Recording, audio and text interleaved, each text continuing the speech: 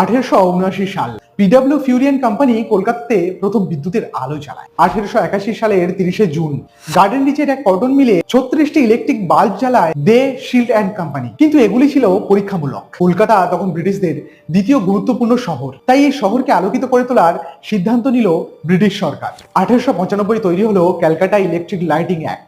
1897 সালের 7 জানুয়ারি ইংল্যান্ডের the Indian electric company লিমিটেডের পক্ষ থেকে ফিল বার্ন অ্যান্ড কোম্পানি কলকাতাতে বিদ্যুৎ সরবরাহের লাইসেন্স পান। ক্যালকাটার প্রিন্সেপ স্ট্রিটের ইমামবাগ লেনে প্রথম বিদ্যুৎ উৎপাদনের কারখানা তৈরি হয়। 1999 এর 17 এপ্রিল কলকাতাতে প্রথম বিদ্যুৎ সরবরাহ চালু হয় এবং হ্যারিসন রোড, বর্তমানে যেটা এমজি রোড, সেখানে প্রথম বৈদ্যুতিক আলো জ্বলে ওঠে। 1000 পাউন্ডের মূলধন নিয়ে শুরু করে মাত্র 1 মাসের মধ্যে 1 লক্ষ পাউন্ডের মূলধনে পৌঁছে যাওয়া কোম্পানিটির বর্তমান নাম Calcutta electric supply corporation limited বা সিইএসসি লিমিটেড।